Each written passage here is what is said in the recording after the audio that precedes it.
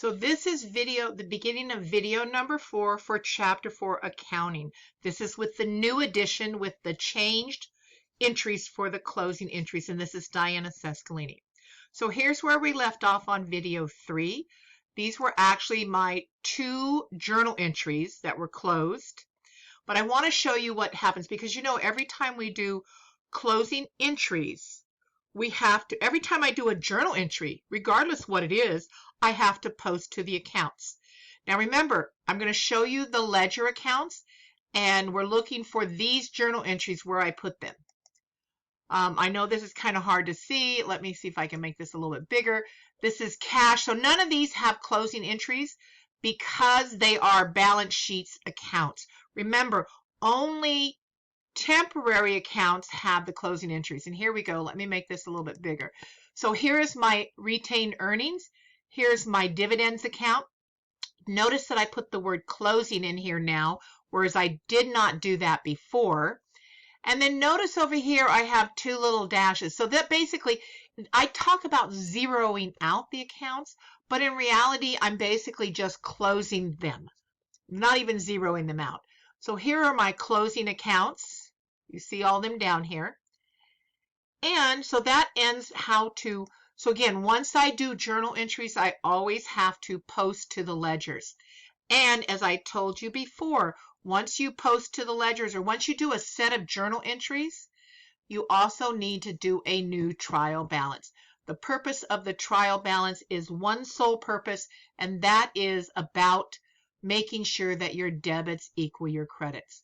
So after we finish those closing entries, the last part of the accounting process is actually going to be the post-closing trial balance. And here's what it looks like. So I just took these balances from there. Okay, so that ends our accounting cycle. Okay, and if you were in class with me, some of you, I started talking about this, but I want to go over the accounting cycle so you can understand the 10 steps and how everything fits in. Okay, so this is called the 10-step accounting cycle. I usually do it for a period of time, usually for a month. When I get to the end of the month and I finish this cycle, I start it all over again. So here we go. I'll try to get through this within 3 minutes. So the first step is transactions are analyzed and recorded in the journal. So here is where I'm analyzing them, saying, hey, what happened here? What accounts are affected? What's debited? What's credited?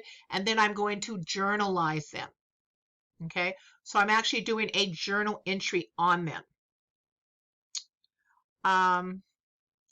Step number 2.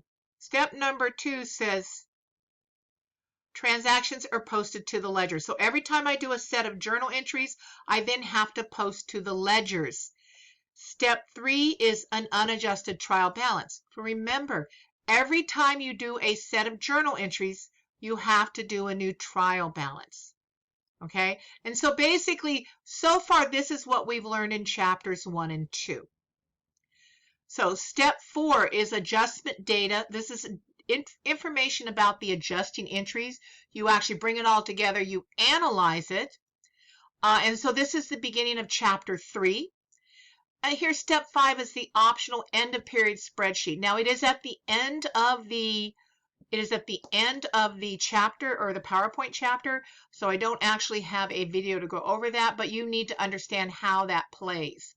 So I have all my data for my adjustments.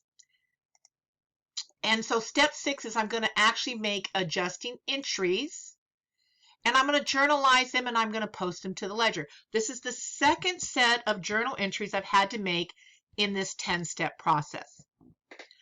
Then again, I'm doing an adjusted trial balance. So this is the end of chapter 3 that we finished. Step 8 is financial statements. Now remember here, this is where the balance sheet changed to a classified balance sheet. And then step 9 is the 2 closing entries. I journalize them and post them to the ledger. And finally, my last step is a post-closing trial balance. Now here's a hint. On the post-closing trial balance, it will always stop at retained earnings. I didn't tell you about that, but it will always stop at retained earnings. Matter of fact, let's go back and show you right here.